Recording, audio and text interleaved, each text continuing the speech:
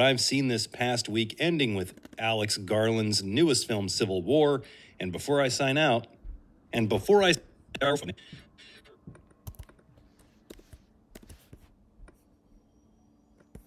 film Civil War, and before I sign out, I'll reveal next week's guest and topic.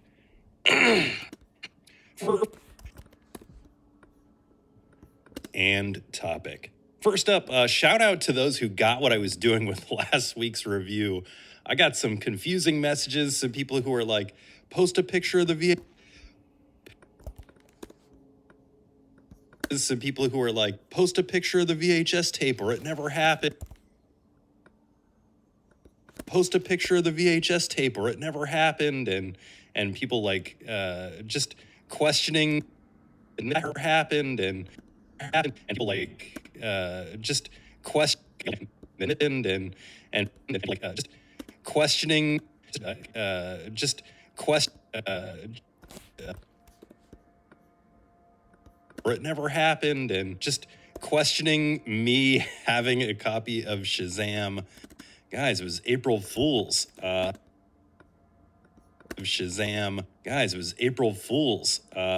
wanted to do something. I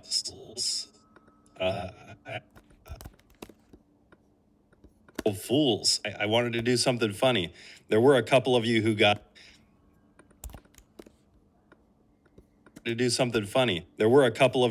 it and sent me nice messages about that joke. So for those who got it, thanks. And for those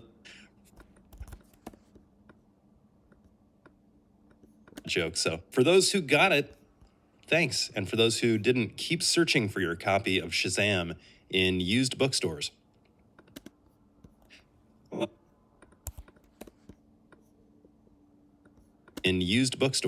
Last week, Will Gilby joined me to do top 5 badass female protagonists, but the name of the game is Force 5. And with so many great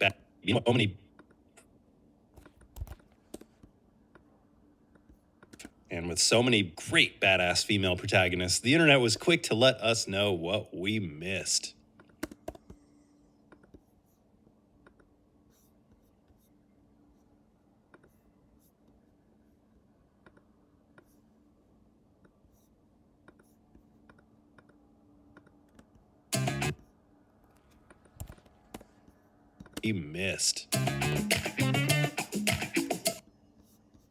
Blasphemous.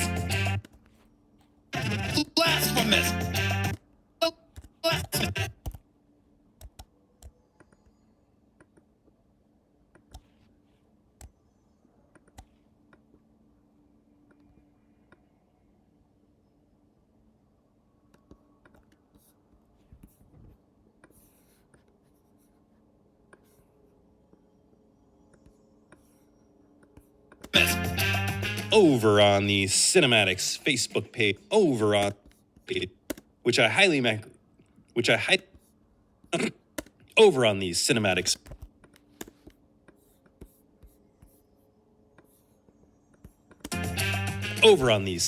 Facebook page, which I highly recommend you join. Brian O'Connell said Nora Charles from the Thin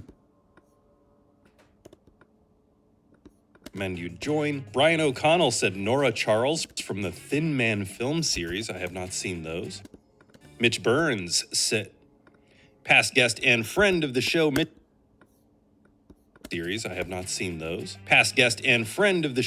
Burns said Sarah from The Descent is badass. At the beginning, she decides to go on to eat her. Yeah, that is a badass movie. Yeah, The Descent is a badass movie.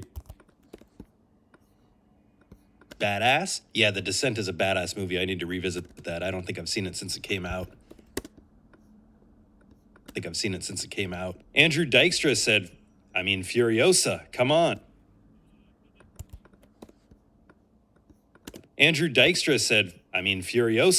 on. And yeah, I agree. Amazing,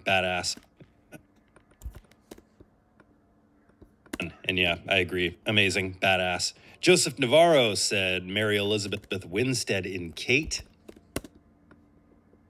Dead in Kate. Nathan Day, Sidney Prescott stands tall in my book. Yep, from Scream. Lencho Rubio said Charlize Theron as Lorraine Broughton in Atomic Blonde. Stephen Primo said ScarJo as Lucy and Betty Gilpin as Crystal in The Hunt. Todd Teague said Numi. The Hunt. Todd Teague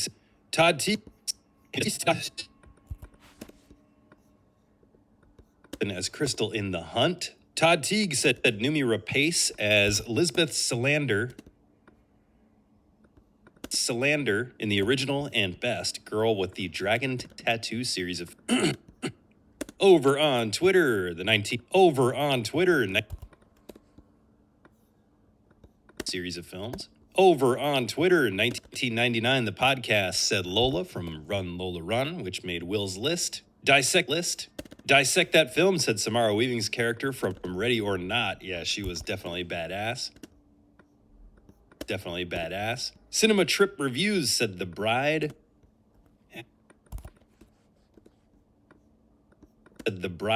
At Wesley Seberg said Gloria from the movie Gloria, starring Gina Rowlands. I just watched that because of Will's recommendation at the end of that show, and yeah, she is definitely a badass character. Matt Stillham said a badass character. At Matt Stillham said Clarice Starling from Silence of the Lambs. The Brave One was actually also mentioned. At Tokyo Joey, Ian at Tokyo_Joey said go. Also mentioned at Tokyo_Joey.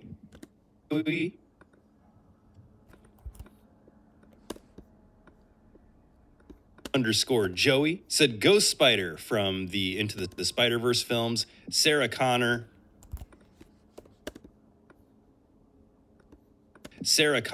Princess Leia from the Star Wars series, and Trinity from the Matrix series.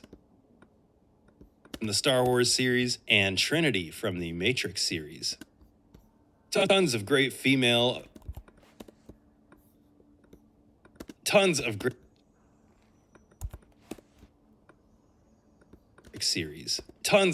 badass female protagonists. We might have to do that list again. We might have to do a part 2 of that one because there were so many that after we finish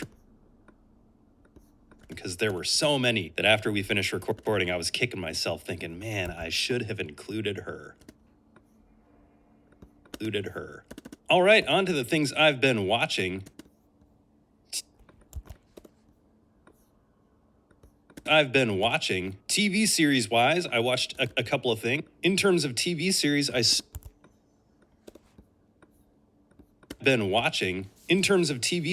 started the Fallout TV series. I've only seen the pilot up to this point. It's like an hour and 15 minutes long. And let me tell you, it is badass. Fallout is one of my favorite, it probably is my favorite game series of all time. And just seeing that on screen with all the references, the way it looks, it is so perfect. It's awesome. There's 8 episodes. Like I said, I've only seen one. It's awesome. There's 8 episodes. Like I said, I've only seen one, but I can't wait to dive into it. I was holding back. I was geeking out so hard inside. I'm watching it with my wife, and I can't keep explaining things like sugar bombs and there's like a played. There are so many Easter eggs.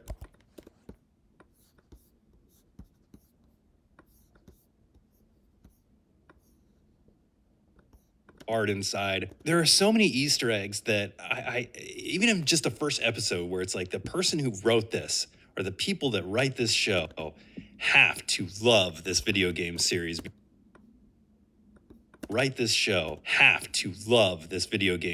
Because there are just little things there. There's a little like snippet of a kid coming out of a refrigerator, and it's one of those things where that's a side mission that many people probably missed in Fallout 3, and there's a reference to it here. I'm just so in love with this series after just one episode. So Fallout, I'm going to watch the rest of it and I'll let you know what I think, but really, really strong start. I revisited the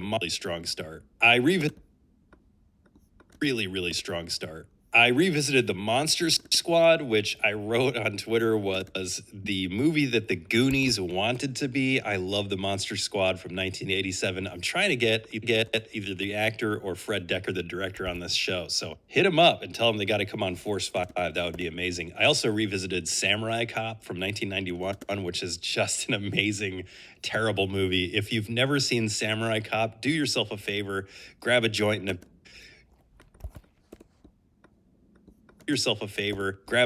beer, watch that with some friends. It's a really, really good time. I also watched the Netflix documentary What Jennifer Did, and man, this documentary could have been really compelling, but the way that it's edited and the way that it's laid out, it doesn't leave anything to the imagination, starting with the title, What Jennifer Did. There are no mysteries to this thing where it could have been one of those, you get a twist in the middle, you didn't know it was going that way, but unfortunately, didn't work.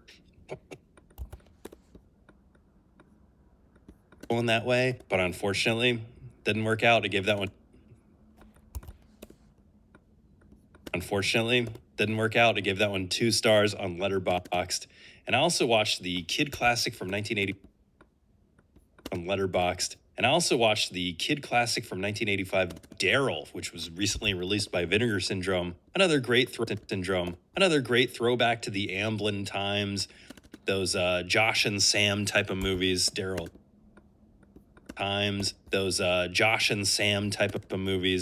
is it's a lot of fun. I also saw in IMAX Civil War, the new Alex Garland. I also watched the new Alex Garland films,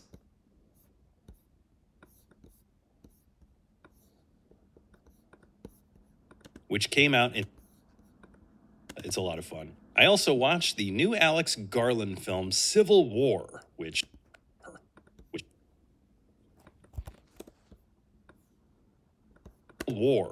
came out in theaters this weekend.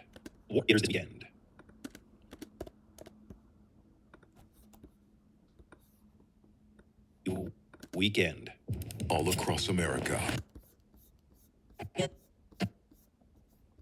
Civil War, rated R. Get tickets now. Get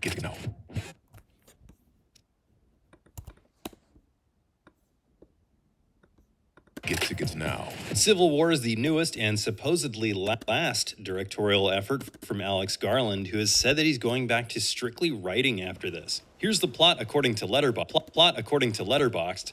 In the near future, a group of war journalists attempt to survive while reporting the truth as the United States stands on the brink of civil war. Now that is not 100% correct. We are dropped into New York City near the end of the newest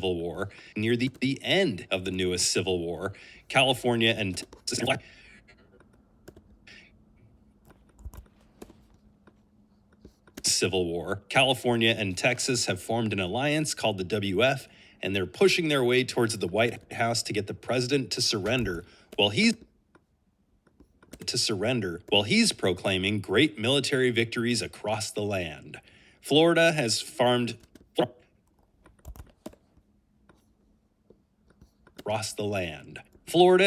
their own government. It's about time. And anyway, we tag along with Lee Smith. No, not the famous St. Louis Cardinals closer. This is a renowned war photographer named Lee Smith, played by Kirsten Dunst. She and her partner, Joel, have a goal to get to the White House to interview the president, who has not given a public interview in over 4 years because the press is considered this new regime. Tagging along with them are Lee's mentor, Sammy, an old school journalist looking to get into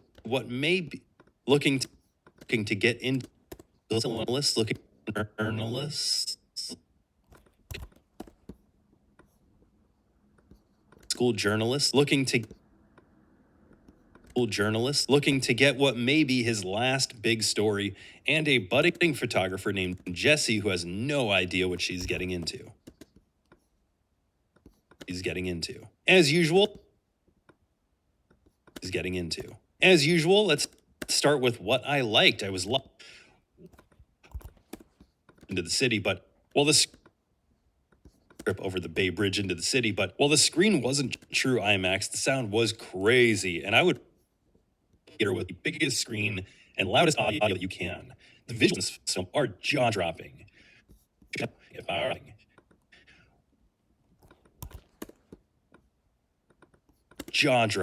Well, the iconic on the poster isn't in the film. There are several shots that will stick with you for a long, long time.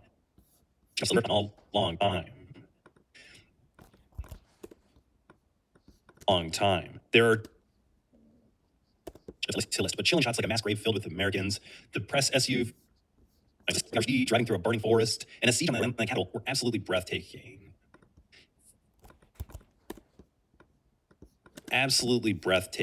This was hype, which honestly was my favorite part of the film. The sound is so crisp and so jarring that I physically jumped at certain points.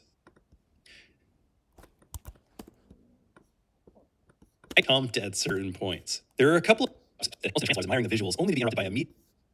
It felt like I was snapping back into reality. Well, the scene said word reality.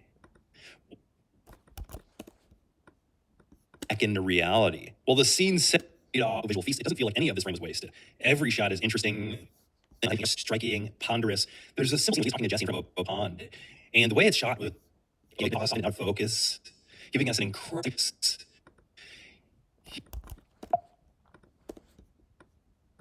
out of focus, giving us an incredible bokeh effect was utterly beautiful. With a lesser director,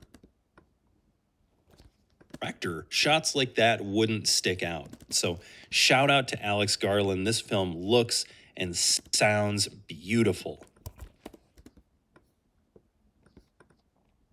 I see her snagging a nomination for. When we meet her, she has no reason.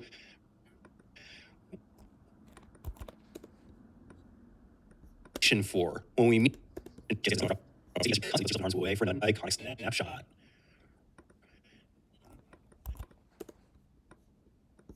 snapshot. Her mom. So you're witnessing. You're there. Then let us do the thinking.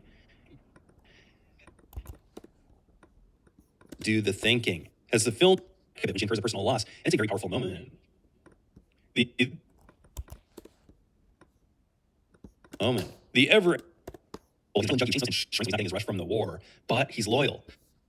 He has the levity to moments that need it. Yet he's not one of the more terrifying sequences. That will certainly live in my head rent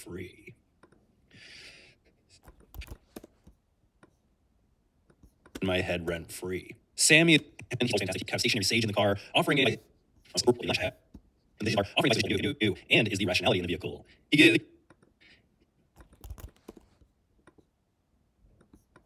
the vehicle. He gets a great moment, to be honest.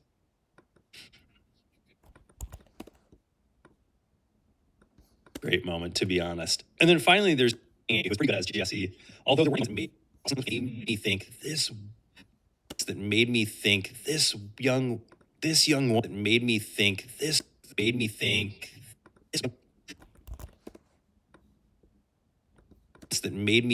this young woman is a star. For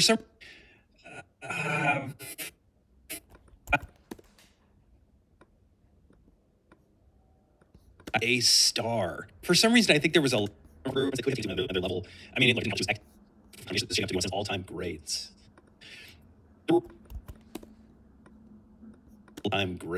There were also only for a few minutes the president. That was nice to see. Made me think, hey, I was ascended to the White House.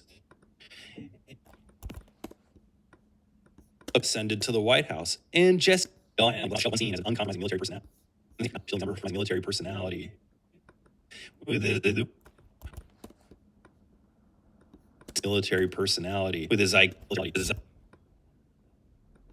compromising military personality, with his iconic plastic red glasses. red glasses. Overall, I thought the actors were amazing in this film, and I could see some attention from the Academy coming next year. Now, as for what I didn't like, about this movie before I wrote about it, like it's my first reaction to the movie for not anything to say about politics.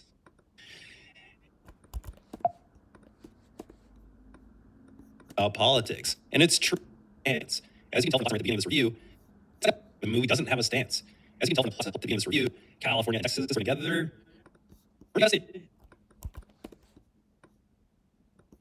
Working together. It's an alternate universe. And Texas on the same level as Top Gun Maverick.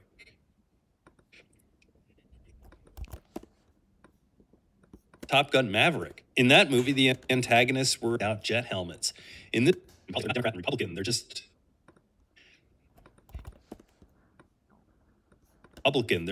something. We don't get any sense of what anybody stands for other than where you're from.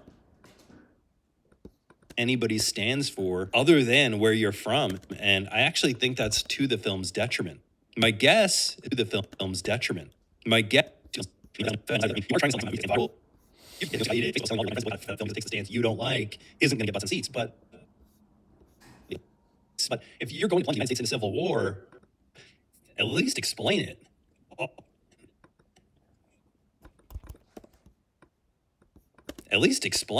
All we get are some great terms, some compared to some other dictators, but that's it.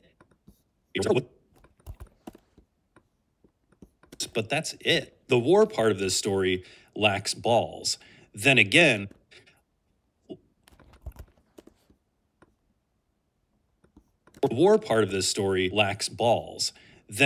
the story journalists and what their jobs entail, the horrors, responsibilities of that profession. And when you look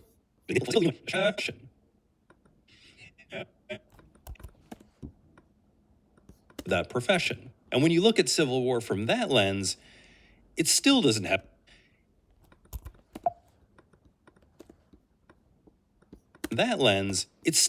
anything to say.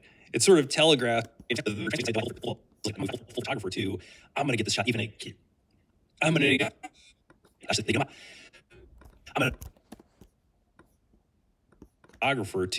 get this shot even if it kills me, or around persona felt rushed and a little quickly.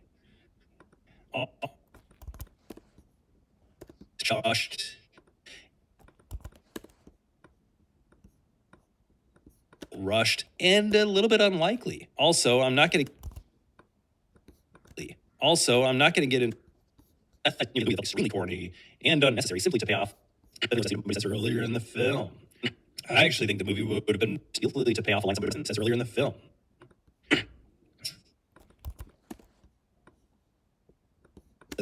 the film. I actually think the movie would have been better off without that death. To close, Alex Garland's Civil War looks and sounds amazing. It is highly entertaining as a road trip picture.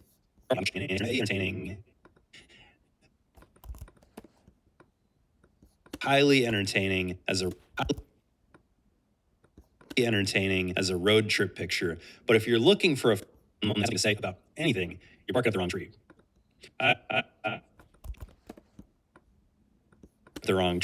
I gave Civil War 3.5 stars on Letterboxd. I would recommend check. As long as you're looking for entertainment and not an in-depth look, actually plunges in Civil War, or is like on a large scale. So that wraps up Force 5 episode. So that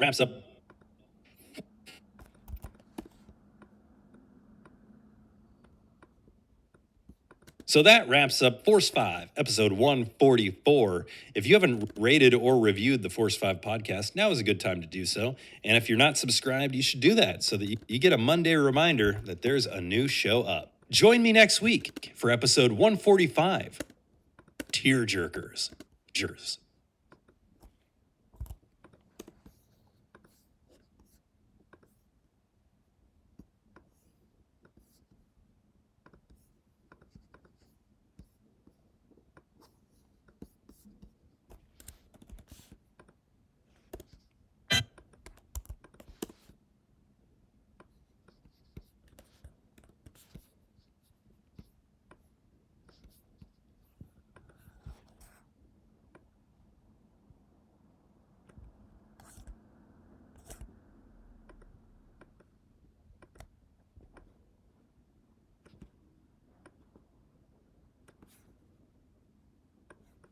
If you haven't rated or reviewed the Force 5 podcast, now is a good time to do so. And if you're not subscribed, you should do that so that you get a Monday reminder that there's a new show up. Join me next week for episode 145 to talk top 5 tear jerkers.